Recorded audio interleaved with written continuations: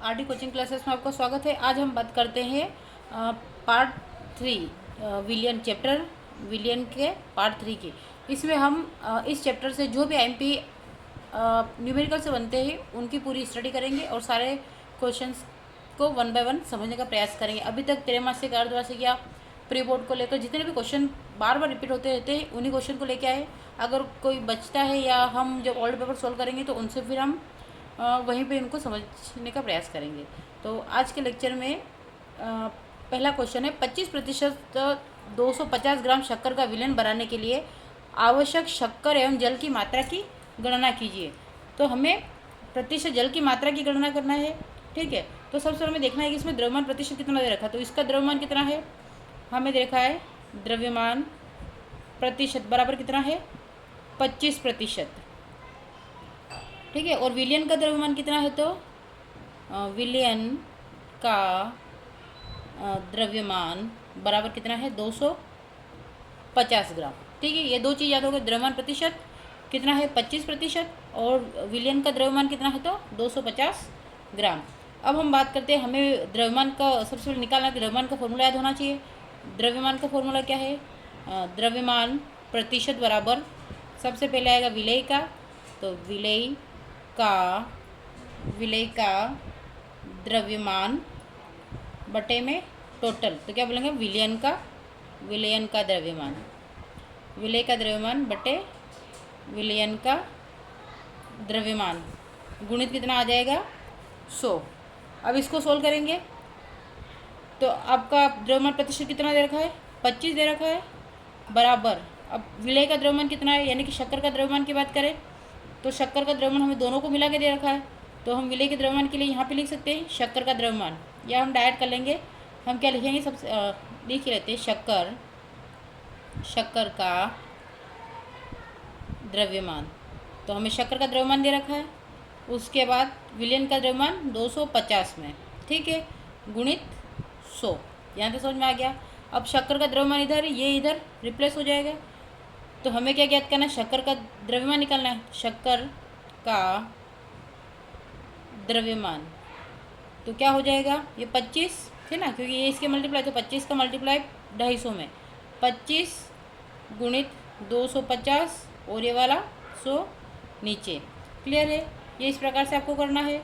अब आप दोनों तरीके से कर सकते हैं, इससे इसको डिवाइड कर लेंगे या फिर दूसरे तरीके से। तो जब इससे 100 गया कितनी बार, 4 बार, और 4 से ये गया तो 4 छंग 24। ठीक है, इसको आप डिवाइड कर लीजिए, 4 छंग 24, फिर कितना बचा, 1 बचा, तो 4 दूनी 8, पॉइंट करके कितना बचा 20। तो डायरेक्ट क्या करेंगे आप, 4 5 20, तो ये आपका आ जाएगा। आप इसको और भाग देकर देख लीजिएगा। ठीक है, तो एग्जैक्ट आपका क्या आएगा 62.5 ग्राम। अब आपको निकालना है जल की मात्रा निकालना। क्वेश्चन क्या बोला था कि जल की मात्रा निकालना, तो जल की मात्रा निकालने के लिए हम क्या लिखेंगे, जल का द्रव्यमान बराबर कितना है, टोटल दे रखा 250 ग्राम, और हमें कितना मिला है अभी 62.5 ग्राम, क्योंकि हमने प्रतिशत को निकाल लिया है। तो जब इसमें से हम इसको माइनस करेंगे तो हमारा कितना आएगा 187.5 ग्राम। अब माइनस करना तो आपको आता है, और अगर आप मेरे से पढ़े हुए हो तो आपको मैंने लेक्चर में क्लास में सिखा रखा है, तो आप इतना तो कर सकते हैं। तो ये डिवाइड वाला और ये माइनस वाला आप कर लीजिएगा। ठीक है, नेक्स्ट क्वेश्चन है आपका 5 ग्राम। नेक्स्ट क्वेश्चन क्या है, 5 ग्राम सोडियम हाइड्रोक्साइड 450 ml विलयन में उपस्थित है, तो विलयन के मोलरता की गणना कीजिए। मोलरता मतलब कैपिटल M। तो सबसे हमें मोलरता की गणना करने के लिए मोलरता M बराबर कितना आ जाएगा, विलेय का द्रव्यमान, फिर इसका और किसके साथ में विलयन का आयतन, गुणित, यानी कि 1000 ग्राम विलायक में उपस्थित विलेय के द्रव्यमान को क्या कहते हैं, मोलरता कहते हैं। ठीक है, मोलरता कहते हैं। तो अब यहाँ पे आपको क्या दे रखा है, W कितना दे रखा है, यानी कि WB बाहर कितना है ग्राम में, सोडियम का 5 ग्राम, फिर दे रखा है मोलर, दे रखा है आपको मोलरिटी 40 ग्राम, मोल इनवर्स यूनिट लगाना है आपको। और आयतन की बात करें तो विलयन का आयतन कितना दे रखा है 450 ml, यानी कि 450 ml का विलियन है।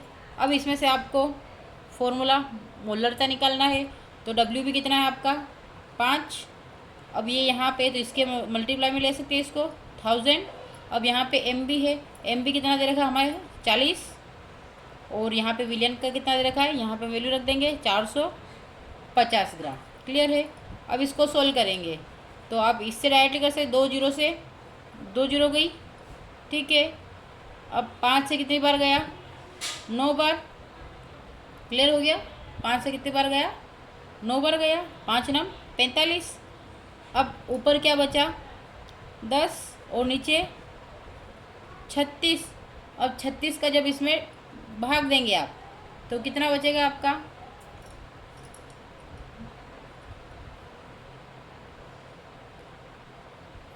क्योंकि इसमें भाग नहीं जाती, भाग नहीं जाए उसकी 0। या इसको शॉर्ट में काटने का तरीका सीखा है ना, आप चाहे तो ऐसे ही लिख सकते हैं, या फिर ऐसे नहीं काटे तो आपको डायरेक्ट ये हटा दीजिएगा आप, ठीक है। आपको शॉर्ट में लिख लेते हैं। आपको लिखना क्या है, ये आपने लिखा है वही जो लिखना था 1000, और ये आपका 40, और ये 445, ठीक है। अब इसको या तो आप ऐसे काट दीजिए, या फिर एक और तरीका है क्या, ये 4 की टेबल से 5 की टेबल से 40 बार। तो इतना आपको इतना जैसे इसमें उलझने की आवश्यकता नहीं है। आप डायरेक्टली क्या करेंगे, इसका इसमें भाग ये मल्टीप्लाई करेंगे तो कितना हुआ 5000, और इसका इसमें करा तो कितना आ जाएगा आपका 45 की टेबल। अगर हम 4 बार बोलेंगे तो लगभग हमारा आता है 18,000 के आसपास आता है, क्योंकि 4 4 2 4 16 16 को 17 18, ठीक है। तो लगभग 18 के आसपास से आएगा। तो इस 3 से ये 3 गया। अब क्या बचा आपका, तो 5 और 5 में जो 18 का, यानी कि 5 में 18 का जब आप भाग देंगे तो आपका 0.278 मोलरता का विलियन बनेगा। तो ये आपका एग्जैक्ट आंसर है। नेक्स्ट क्वेश्चन है, शुद्ध जल की मोलरता की गणना कीजिए। शुद्ध जल का घनत्व 1 ग्राम ml इनवर्स से है। तो अगर इसकी बात करें तो सबसे पहले 1000 ml जल का 1000 ml जल का द्रव्यमान, 1000 ml जल का द्रव्यमान कितना हो जाएगा, तो 1000 गुणित कितना दे रखा है इसमें 1 के लिए, तो हम क्या लेंगे 1 का, तो कितना बनेगा वही 1000 ग्राम। अब हमें क्या निकालना है, जल का मोलर द्रव्यमान निकालना है। तो जल का मोलर द्रव्यमान कितना होता है 18, कितना होता है जल का मोलर द्रव्यमान 18 होता है। अब हम बात करते हैं, हमें निकालना है शुद्ध जल की मोलरता की गणना कीजिए। तो 1000 ml जल के लिए, क्योंकि यहाँ पर ml, तो 100 ml 1000 ml जल में जल के मोलों की संख्या बराबर 1000 अपोन में कितना आ जाएगा 18, क्योंकि हमारा ये फॉर्मूला ही बोलता है ना, मोलरता का ये तो है ग्राम 1000 ग्राम इलाके में से विलय के मोलों की संख्या। तो जब इसे डिवाइड करेंगे तो हमारा कितना आएगा 5, क्योंकि 18 जब करेंगे तो 18 18 छत्तीस 18 54 18 18 बजे 90, तो 5 5 बार इसका कितना आ जाएगा, तो 55.5। ये इसका एग्जैक्ट आंसर यहाँ पर लिख लीजिएगा 55.5।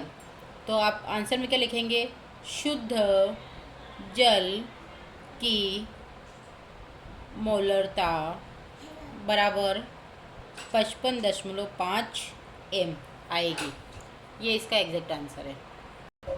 मैं फिर बता रही हूँ कि जितने भी मैं क्वेश्चन बता रही हूँ सारे किसी न किसी एग्ज़ाम में आए हुए हैं, किसी न किसी सन में आए हुए हैं, या चाहे त्रैमासिक हो, अर्धवार्षिक हो, प्री बोर्ड हो, या फिर फाइनल एग्ज़ाम हो। तो आपको इन क्वेश्चंस को अच्छे से सीखना ही है। एथिलीन ग्लाइकोल के मोल प्रभाव की गणना कीजिए यदि विलयन में C2H6O2 का 20% द्रव्यमान उपस्थित हो। तो सबसे पहले हमें क्या करना है, 20%, उसने क्या बोला है कि 20% द्रव्यमान उपस्थित हो। तो सबसे पहले हम देखेंगे कि हमारे पास है कितना। तो एथिलीन ग्लाइकोल विलयन कितना दे रखा है 20%। अब 100 ग्राम में बात करें, ठीक है, तो इसका अर्थ क्या हुआ, अगर हम बात करेंगे तो अर्थात यहाँ पे लिख सकते हैं हम, अर्थात मतलब कि 100 ग्राम विलयन में 20 ग्राम एथिलीन ग्लाइकोल, ये मैंने पहले ही बता दिया था आपको। यानी कि कोई अगर 30% बोले तो 100 ग्राम में 30 ग्राम, अगर 25% बोले तो 75 ग्राम। क्लियर है ना? तो इस प्रकार से आप पूरा उसका निकाल सकते हैं। तो कितना है, तो 100 ग्राम विलयन में 20 ग्राम एथिलीन ग्लाइकोल उपस्थित है। ये आपकी लैंग्वेज हो गई है, ठीक है, उपस्थित है। अब हम बात करते हैं, या फिर ऐसे भी बोल सकते हैं हम, अगर एक और तरीके से बोलना चाहें ना तो इसको एक और कर सकते हैं। यहाँ पे आप लिखना चाहे तो लिख सकते हैं, बाकी ये इतना इम्पोर्टेंट नहीं है, खाली आपको समझाने के लिए लिख रही हूँ कि एथिलीन ग्लाइकोल कितना है, 20 ग्राम प्लस जल कितना है, 80 ग्राम। ठीक है, तो आप ऐसे भी 100 ग्राम बना सकते हैं। ठीक है, ये आपका सिंपल वे में हो गया। बाकी जिससे मैंने घुमा के दिया है, बाकी ये सिंपल वे में ऐसे दिखेगा कि 20 ग्राम प्लस 80 ग्राम 100 ग्राम। ठीक है, अब हमें दिया गया है एथेनॉल ग्लाइकोल कितना है, तो इसका द्रव्यमान देखते सबसे पहले।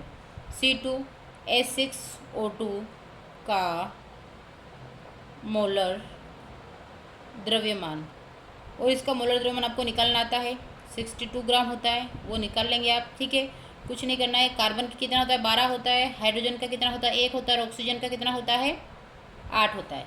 पक्का 8 होता है, नहीं होता है, कितना होता है, 16। Very good. तो कार्बन कितना दे रखा है, 2। हाइड्रोजन कितना दे रखा है, 6। और ऑक्सीजन कितना दे रखा है, 2। तो 16 दूनी 32, 6 कम 6, 12 दूनी 24। और इसको जब जोड़ेंगे तो कितना आएगा, 4 6 10 और 2 12 का 2। अब 3 2 5 और 1 6, तो 62 आ गया। Very good. तो बस इसी प्रकार से आपको क्या निकालना है, इसका अणुभार निकालना है, जिसे मोलर द्रव्यमान बोला जाता है। ये आपको इजी वे में बता दिया है। अब आपको क्या करना है, इसकी वैल्यू रखनी है। तो सबसे पहले आप क्या करेंगे, C2H6O2 यानी कि एथिलीन ग्लाइकोल का मोल, तो मोल को हम कैसे प्रस्तुत करते हैं, N से, C2H6O2। तो सबसे पहले हम, क्योंकि निकालना तो यही है, तो हम क्या लिखेंगे, 20 ग्राम कितने में घुला है, क्योंकि विलय क्या है, 20 ग्राम में, 20 ग्राम को हमें 80 ग्राम में घोलना है, तो 20 ग्राम घुला है, लेकिन कितना किसका है, इसका है, तो इसमें हम लिखेंगे कितना, 62 ग्राम मोल इनवर्स। हमें दोनों में निकालना है कि हमारा एथिलीन ग्लाइकोल जो है जल में, इसमें कितना है, इसमें कितना है, दोनों को निकालना है। तो आपका इसका जब डिवाइडेशन करेंगे आप, तो कितना आ जाएगा, 0.322 मोल आ जाएगा। ठीक है, इसके लिए मैंने एक और लेक्चर बना रखा था, बहुत ही डीपली से सीखा, उसमें आपको भाग करना, जोड़ करना, गुणा करना सब सीखा है उसमें। तो आप अगर फ्री हो सको तो आप वो लेक्चर एक बार ज़रूर देख लीजिएगा। इसमें मैं आपको एक एक चीज़ करके नहीं बताऊंगी, हम बस डायरेक्टली आपको बताया कि इसमें हम इसका भाग देंगे तो आपका ये आंसर आएगा, सीधी सी बात। फिर नेक्स्ट आता है, हमने एथिलीन ग्लाइकोल का निकाल लिया, अब हम निकालेंगे जल का। जल का होता है तो H2O के मोल, और मोल के लिए हम हमेशा N लगाते हैं, H2O यानी कि जल का। तो हमने अभी देखा कितना था, उसमें 80 ग्राम है, तो 80 ग्राम कितने में है, 18 ग्राम, क्योंकि 18 ग्राम जल का अणुभार होता है। ठीक है, इन्वर्स। तो कितना आएगा, जब 18 का करेंगे तो 18 18 छुट्टी 18 54 18 चौक 72, तो 72 आ रहा है, 8 कम है, तो फिर ऐसे बढ़ती जाएगी, क्योंकि फिर 80 आएगा। तो आप डायरेक्टली लिख सकते हैं कि 4.444। क्लियर है, मैंने डायरेक्टली भाग दे दिया है। जैसे 18 की टेबल 4 बार बोल रहे हैं तो कितना आता है, 72 आता है। तो आप जब 72 को 80 में से माइनस करें तो फिर 8 बचा, फिर पॉइंट करके 0, फिर 4 0 0 0, तो ऐसे ही 8 में से 72 8 में से 72 8 में से 72 करते जाएंगे, 4 4 4 4 बढ़ता जाएगा। क्लियर है। फिर अब आपको निकालना है मोल प्रभाज। तो अब इसके लिए हम देखते हैं मोल प्रभाज के लिए, एथिलीन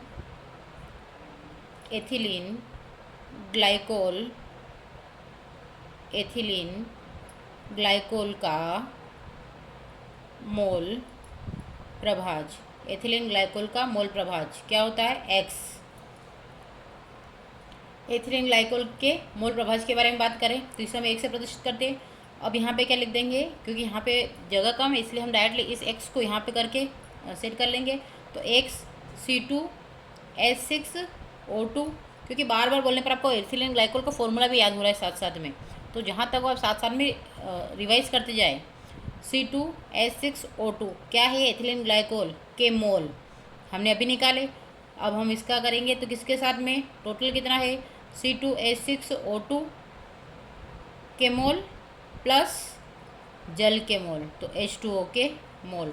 अब दोनों के मोल निकालना है, तो सबसे पहले इसके कितने आए हमारे पास, है ना। इसका अगर देखेंगे तो इसका हमारे पास कितना आया था, तो 0.322 मोल आया था, और इसका कितना आया था, तो 0.322, क्योंकि अभी इसका भी यही है 22, प्लस किसका है 444 मोल आया। क्लियर है। अब इसको जब हमने निकाला तो कितना आया 0.068, ये आपका एग्जैक्ट इसका आंसर आएगा। क्लियर है।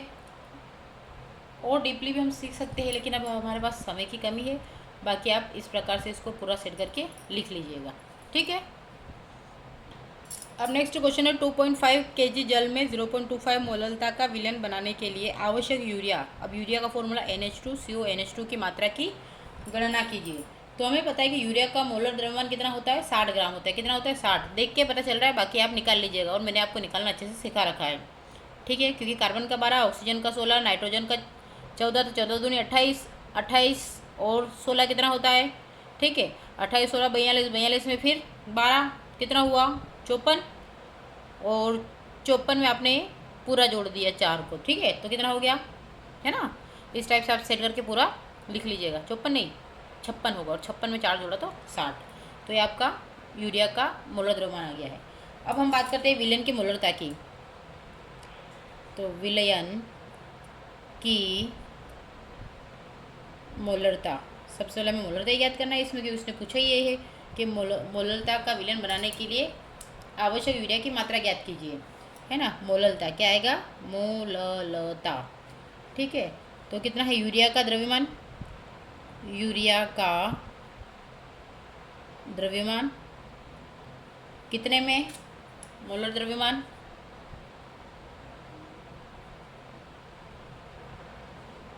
मोलर द्रव्यमान गुणित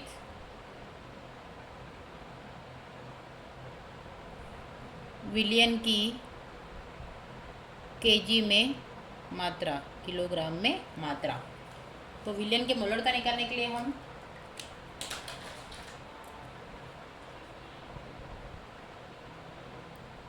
विलयन की मोलरता बराबर कितनी, 0.25 m दिया ना। यहाँ पे मोलरता कितनी दी है क्वेश्चन में, 0.25 m दी है। तो बस इसको अगर हम केजी में कन्वर्ट करेंगे तो हमारा यूनिट के साथ में यही होगा, 0.25 मोल किलोग्राम इनवर्स, ये हो जाएगा। अब इसके साथ यूरिया का करते हैं, तो क्या लिखेंगे, यूरिया NH2CO NH2 का मोलर द्रव्यमान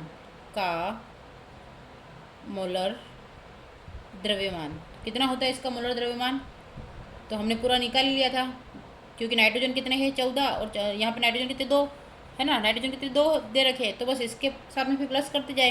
हाइड्रोजन कार्बन कितने हैं, एक ही है, तो उसका क्या आ जाएगा, यहाँ पे कार्बन कितना दे रखा है, एक ही दे रखा है, तो 1 12, प्लस आपको क्या दे रखा है, ऑक्सीजन एक ही दे रखा है 16, और कितने दे रखे हैं 4, और इसका होता है 1, तो टोटल हमारा कितना आ गया 60 ग्राम मोल इनवर्स। यहाँ तक आपको याद हो गया, मैंने पहले बोल के बता दिया, अब डायरेक्ट निकाल के बता दिया आपको। ठीक है, तो हमने निकाल के भी देख लिया है। अब सारी वैल्यू को हम रखेंगे, तो 0.25 मोल केजी इनवर्स, ये हमने ऐसे कैसे वैल्यू जो हमने अभी निकाली थी ये रख दी। अब इसमें हम यूरिया की मात्रा रखेंगे, तो यूरिया की मात्रा कितनी है पहले हम लिख लेते हैं। आप यूरिया की मात्रा अपॉन में क्या आ जाएगा टोटल, तो 60 ग्राम मोल इनवर्स। ये यूनिट आप लगाना चाहे अभी तो लगा भी सकते हैं, नहीं लगाए तो भी चलेगा, पर क्या है कि फिर बाद में हम भूल जाते हैं, इसलिए हम साथ में ही यूनिट को चला देंगे। तो 2.5 kg हमारी यूनिट होगी। अब यूरिया की मात्रा आगे आ जाएगी, ये इसके साथ में हो जाएगा, तो हम क्या लिखेंगे, यूरिया की मात्रा कितनी हो जाएगी, इसको देखेंगे तो 0.25। ठीक है, ये बाकी यूनिट आप लगाते रहेंगे। फिर यूरिया की मात्रा को किस में करा, इस क्योंकि इसके गुणा में है, तो 60 के साथ में, और फिर क्या बचा 2.5। अब इसके साथ में पूरा आप गुणा कर लीजिएगा, तो इसका इसमें, यानी कि अगर 25 का 25 करते हैं तो कितना होता है, 25 का 625 होता है, और 625 में हम 6 का कर लीजिए, उसके बाद फिर 0 ऐड कर दीजिएगा, तो कितना हो जाएगा 37.5 ग्राम। क्लियर है। अब आप इसको गुणा तो कर सकते हैं, तो आप इसको गुणा करके देख लीजिएगा। और अगर फिर भी आपको गुणा करना भी नहीं आता है तो वो भी बोल दीजिएगा, ताकि मैं एक एक लेक्चर में एक एक को और डीपली करना सिखाऊंगी। लेकिन ये हमारा चैप्टर है और आपको फर्स्ट चैप्टर का ये थर्ड पार्ट है, तो थर्ड पार्ट में आपको ये सारे क्वेश्चंस को ऐड करना है। ठीक है, एक तरह से आपका ये फेयर वर्क कंप्लीट हो रहा है।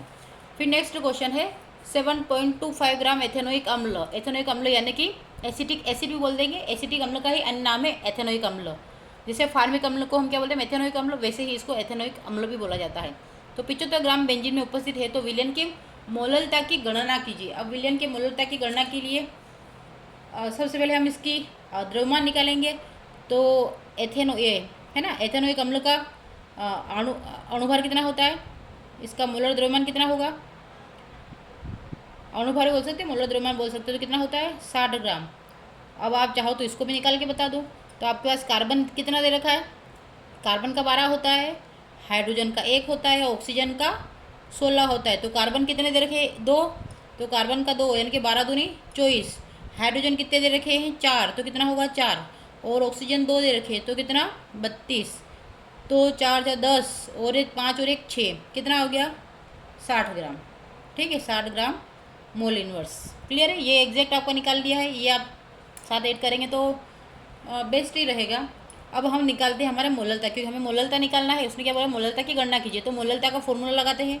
मोललता का फॉर्मूला के लिए स्मॉल एम डब्ल्यू बी, ठीक है, एम बी, ये मैंने सारा आपको सिखा रखा है। इसको क्या बोलते हैं, किसको क्या बोलते हैं, मल्टीप्लाई किससे करेंगे 1000 से, यानी कि 1000 ग्राम विलायक में उपस्थित विलय के मोलों की संख्या लीटर में। ठीक है, तो ये हो गया। अब आ जाएगा आपका यहाँ से ये, तो क्या आ जाएगा डब्ल्यू बी, है ना, डब्ल्यू बी को हमने कहाँ लिया, आगे लिया, तो ये इसके मल्टीप्लाई में चला गया। तो 25, क्योंकि हमने सारी वैल्यू दे रखी है, हमें कितनी दे रखी है 25 ग्राम दे रखी है, तो 25 ग्राम। और एम बी की कितनी दे रखी है हमें, क्योंकि इसका अणुभार कितना है, मोलिकुलर मास, जो एम बी बोला ना, मोलिकुलर मास के बारे में बात हो रही, तो कितना दे रखा है एथेनोइक अम्ल का 60 ग्राम मोल इनवर्स, जो अभी हमने निकाला ये वाला एम बी जो था मोलर द्रव्यमान होता है, तो 60 ग्राम। और इसके भार की बात करें तो कितना दे रखा है 75 ग्राम। यहाँ तक क्लियर है। अब हम वैल्यू रखेंगे, एम निकालना है, तो 25 आपको दे रखा है डब्ल्यू बी। ठीक है, अब यहाँ से हमें कितना दे रखा है 60 गुणित 75, और कितने में 1000 में। तो यहाँ से आप चाहे तो ये इसका मल्टीप्लाई करके भी कर सकते हैं और डायरेक्टली भी कर सकते हैं। और जब आप इसको डिवाइड करके करेंगे तो इसका टोटली आंसर कितना आएगा 0.556 मोललता। ठीक है, ये आपका एग्जैक्ट आंसर हो जाएगा। अब आपको एक एक करके डिवाइडेशन नहीं करना सिखाऊंगे, है ना, फिर बोल रही हूँ मैं। तो 25, ठीक है। अब इससे आप चाहे तो फिर पॉइंट करके 0 करके, तो 0 से 0 करके, और फिर 25 से 75 3 बार जाएगा, और इससे फिर डिवाइड करके कर सकते हैं। अब नेक्स्ट क्वेश्चन की बात करते हैं। 18 डिग्री पर ग्लूकोज 18 डिग्री पर ग्लूकोज CCH2O6 के 5% विलयन का परासरण दाब ज्ञात कीजिए। ठीक है, तो यहाँ पे कितना देखा 5% ग्लूकोज, है ना, कितना आएगा 5% ग्लूकोज विलयन की मोलरता कितनी होगी, पहले वो निकाल लेते हैं, क्योंकि यहाँ पे दे रखा। तो 5% ग्लूकोज विलयन की मोलरता, ठीक है, क्योंकि परासरण दाब। अब यहाँ से हम इसकी मोलरता निकालने के लिए कैपिटल एम 5, टोटल कितना है 180, क्योंकि जब इसकी निकालेंगे ग्लूकोज की, तो ग्लूकोज का अणुभार होता है 180, कितने में 1000 में, कितने से 100 से। ठीक है, तो यहाँ से आप निकाल लेना और पूरा आपका आ जाएगा। बाकी आप बताइए सही, कार्बन के लिए 12, हाइड्रोजन के लिए 1 और ऑक्सीजन के लिए 16। तो कार्बन 6, हाइड्रोजन 12 और ऑक्सीजन 6। तो 12 बार दूनी 24, 12 तिया 36 बार, ठीक है, 12 बार 24 36 बार 44 बार 5 बार 6 72, फिर यहाँ पे 12 और 16 की टेबल में अगर हम बात करेंगे तो कितनी बार आता है, तो टेबल बोल के देख लीजिएगा कितना आएगा 16 96, यानी कि 96 आएगा। फिर इसको जोड़ेंगे तो कितना आ रहा है आपका, ठीक है, पूरा जोड़ लीजिएगा। तो 6 4 कितना हो रहा है 10 की 0, हंसी 1 9 और 1 10 10 7 17 और 1 18, तो कितना आ गया 18 ग्राम मोल इनवर्स। ये आपका इसका अणुभार आ गया है, किसका, ग्लूकोज का। अब हम आगे बात करते हैं। ठीक है, वह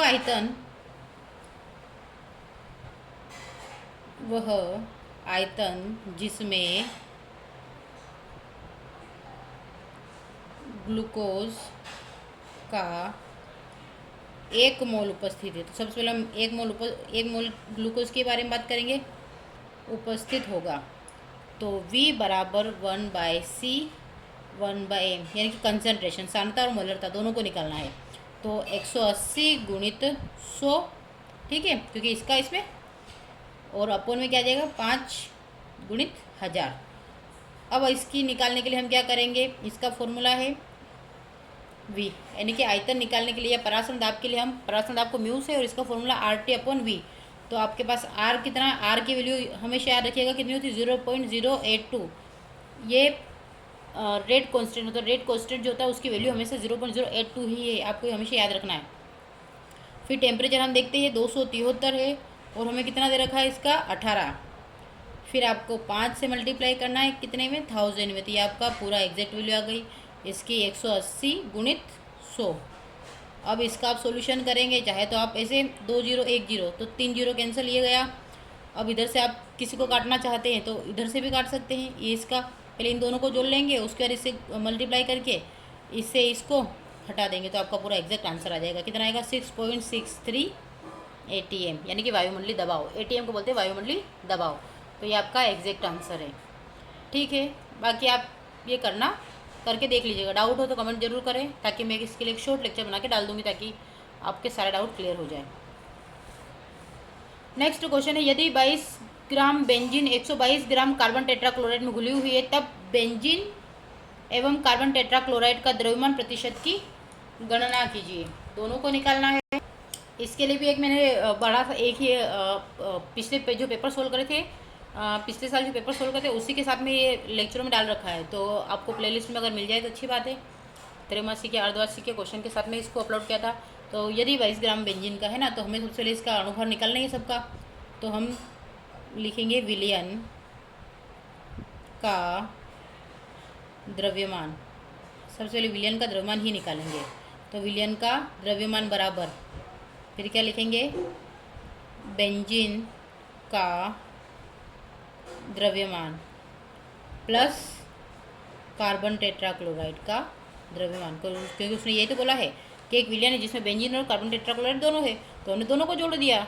यानी कि आपको बोला है कि जल और दूध, ठीक है, यानी कि आपने दूध और पानी को मिलाया है, तो दूध और पानी को मिलाया तो एक विलयन बना। तो ये विलयन, यानी कि जो विलयन है ये विलयन बना। इसमें से मान लो ये पानी हो गया, ये दूध हो गया, तो जब दोनों को मिलाने पर बना तो उनको प्लस करेंगे ना। तो अब याद रख लिया क्या करा हमने, प्लस करा है, दोनों को जोड़ा है। तो बेंजीन का द्रव्यमान प्लस कार्बन टेट्राक्लोराइड का द्रव्यमान। अब बेंजीन का द्रव्यमान हमें दिया गया है, कितना दिया है, 22 ग्राम, तो हमने लिखा 22 ग्राम। कार्बन टेट्राक्लोराइड का हमें 122 ग्राम दिया है, तो 122 ग्राम। अब जब इन दोनों को जोड़ेंगे तो 4 2 2 4, फिर 2 2 4 और 1 क्या है, तो 144 ग्राम। क्लियर है। अब हमें सबसे पहले हम बेंजीन का निकालेंगे, उसके बाद हम कार्बन टेट्राक्लोराइड का निकालेंगे। तो बेंजीन का कितना होता है, तो सबसे पहले हम पार्टीशन कर देंगे। पहला वाला क्या लिखेंगे, बेंजीन का द्रव्यमान, बेंजीन का द्रव्यमान प्रतिशत बराबर कितना होगा, तो बेंजीन का द्रव्यमान गुणित 100, गुणित है ना, ये गुना 100, और विलयन का द्रव्यमान, क्योंकि जिसमें घुला उसका भी लिखना ही पड़ेगा ना। तो विलयन का द्रव्यमान, अब विलयन का द्रव्यमान कितना है, 144 ग्राम है, तो हम क्या लिखेंगे, बेंजीन का द्रव्यमान कितना है 22, और ये कितना है 100, और अपोन में कितना लिखेंगे 144। जब इसका प्रतिशत निकालेंगे तो हमें कितना आएगा, 15.28% आएगा। ठीक है, ये एग्जैक्ट वैल्यू अराउंड 16 के आसपास आती है, लेकिन आप इसको मान के चल सकते हैं। तो अगर आप इससे भी काट सकते हैं, ठीक है, ये तो आपको आता ही है। तो आप अगर डायरेक्टली काटना चाहे तो डायरेक्टली काट देंगे, और अगर ऐसे नहीं करें तो फिर आप ऐसे भी कर सकते हैं। तो ये आपको दोनों तरीके से। अब दूसरा क्या है, इसकी आगे 15.28 ग्राम।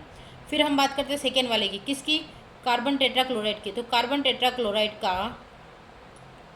टेट्राक्लोराइड का द्रव्यमान प्रतिशत बराबर कितना होता है, तो CCl4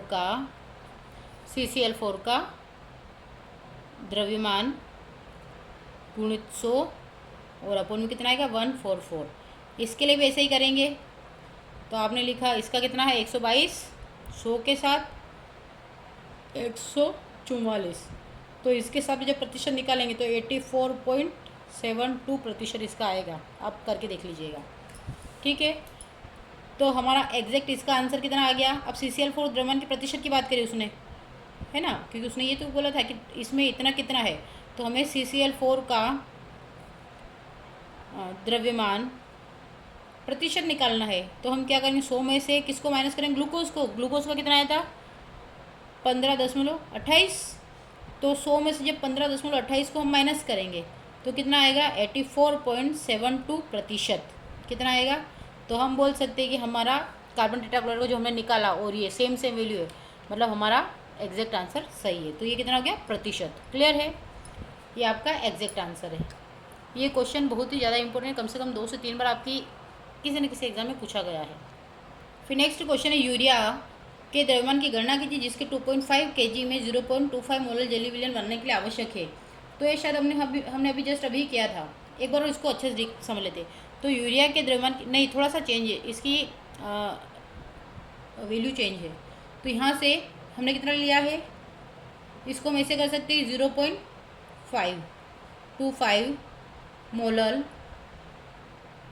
मोलर विलयन का अर्थ है, ठीक है। तो इसको हम क्या बोल सकते हैं कितने में, तो कि 0.25 मोल यूरिया 1000 ग्राम जल में है, यानी कि जल में घुला हुआ है। ऐसे भी बोल सकते हैं कि 0.2 विलियन, तो इसका अर्थ क्या है 0.25 मोल यूरिया काय में घुला है, 1000 ग्राम जल में घुला है। तो विलयन का कुल द्रव्यमान, विलयन का कुल द्रव्यमान बराबर 1000 + 15, ठीक है। इससे निकालेंगे ना, यूरिया का द्रव्यमान निकालना ना, हमें सबसे पहले क्या निकालना, इसका जल में है विलयन का द्रव्यमान, तो मोलर विलयन के लिए है। हाँ, तो सबसे पहले आप यूरिया का द्रव्यमान निकालेंगे। यूरिया का द्रव्यमान आपको बता ही रखा है मैंने, कितना होता है 60 होता है, ठीक है। मोलर द्रव्यमान की बात करते तो कितना होता है यूरिया का 60 ग्राम मोल इनवर्स होता है, ठीक है। तो यहाँ पे मैंने लिखा नहीं, लेकिन चलो एक लाइन लिख ही देते हैं। तो यहाँ पे यूरिया का मोलर द्रव्यमान कितना है, यहाँ पे 0.25 दे रखा है, तो 0.25 के साथ में कितने का, क्योंकि हमारे पास कितना दे रखा है 60 दे रखा है, तो 60 से मल्टीप्लाई करेंगे तो कितना होगा 15 ग्राम, ठीक है ना। 25 की डबल 6 बार बोलेंगे तो कितना आता है, तो बस तो उसी के हिसाब से, क्योंकि 6 बार बोलेंगे तो 25 चौक 100 और 25 पंज 125, 25 छः 150, तो डायरेक्ट ये 0 खसक के उधर आ गया तो कितना आ गया 15 ग्राम, ठीक है। तो 15 ग्राम के लिए अब विलयन का कुल द्रव्यमान हमें 1000 + 15, तो जब इसको जोड़ेंगे तो हमारा कितना आ गया 1015 ग्राम आ गया, ठीक है। अगर इसे केजी में या किलोग्राम में करेंगे तो 1000 से इसका मल्टीप्लाई करेंगे तो 1.015 केजी हो जाएगा, क्योंकि 1000 से जब इसका गुणा हो जाएगा तो आपका 1.015 भाग होगा, सॉरी, तो ये इतना खसक जाएगा, ठीक है। आप 0.15 को 1000 से भाग देके देखेंगे तो 1.015 ग्राम के आसपास आपका वैल्यू आएगी। क्लियर है। अब हम बात करते हैं हमें क्या मिला, ये मिला है 1.05, तो इसके लिए यू निकालते हैं, तो 1.015 केजी विलयन में यूरिया है, कितना है 15 ग्राम है। तो अब हमें निकालना है 2.5 केजी के लिए, है ना। अब किसके लिए निकालना है, क्योंकि हम 0.25 के लिए निकाल लिया, अब हमें निकालना है 2.5 किलोग्राम के लिए। तो हम क्या लिखेंगे 2.5 केजी विलयन में यूरिया की आवश्यक मात्रा लिख सकते हैं ना, कि आवश्यक मात्रा क्या होगी, तो कितनी होगी 15 है 2.5 केजी, तो 2.5 अपॉन में कितनी 1.015। अब इसका आप पॉइंट से पॉइंट हटा के इसका मल्टीप्लाई भी कर सकते हैं, तो कितना आएगा आपका 36.94 ग्राम। और आपकी केमिस्ट्री की जो भी न्यूमेरिकल्स होंगे उसमें डायरेक्टली वैल्यू कोई नहीं आएगी, जो भी वैल्यू आएगी वो पॉइंट के अंदर ही आएगी, ठीक है। तो ये मैंने आपको इस चैप्टर से लगभग 10 क्वेश्चन कराए हैं, जो कि आपके एग्ज़ाम के पॉइंट ऑफ व्यू से बहुत ही ज़्यादा महत्वपूर्ण है। तो आप इन क्वेश्चंस को अपने फेयर कॉपी में नोट करें और अच्छे से इनको समझने का प्रयास करें। और फिर भी अगर कोई डाउट लगता है तो आप कमेंट उसी क्वेश्चन के साथ में कमेंट करें कि question number 10, question number 9, question number 7, question number 6, ताकि मैं उसको आपको और डीपली एक्सप्लेन करूँ। अगर आपको मल्टीप्लाई नहीं आता है, डिवाइडेशन नहीं आता है, तो भी बताएं, ताकि मैं उसको उसके हिसाब से पूरा सोल्व करके बता सकूँ। बस ये है कि आप अच्छे से पढ़ें, अच्छे से हर चीज़ को सीखें और ये ना कहे कि मुझे नहीं आता है, क्योंकि सबसे बड़ी कंडीशन ये होती है कि हमें आता नहीं है। हमें आता सब है, बस हम उस चीज़ से बचना चाहते हैं। तो थोड़ा सा उस चीज़ को से बचे ना, उसका सामना करें और उसे सीखने का प्रयास करें। और जहाँ तक मेरा मानना है, आप 1 या 2 बार करेंगे तो आपको वो चीज़ें अच्छी लगने लगेगी। तो अब आप भाग भी करेंगे, गुणा भी करेंगे, प्लस भी करेंगे, माइनस भी करेंगे और इस प्रकार से हर आंसर को पॉइंट में लेके आएंगे, क्योंकि ये हमारी केमिस्ट्री है जो न्यूमेरिकल्स देती है। और आप बोले तो स्कूल के लास्ट लेवल पर खड़े हैं, उसके बाद आप जब जाएंगे तो हर कंपटीशन में आपको इसी प्रकार से सॉल्यूशन के लिए आएंगे। ठीक है, तो मिलते हैं नेक्स्ट लेक्चर में। तब तक के लिए थैंक यू। लाइक करें, शेयर करें, सब्सक्राइब करें।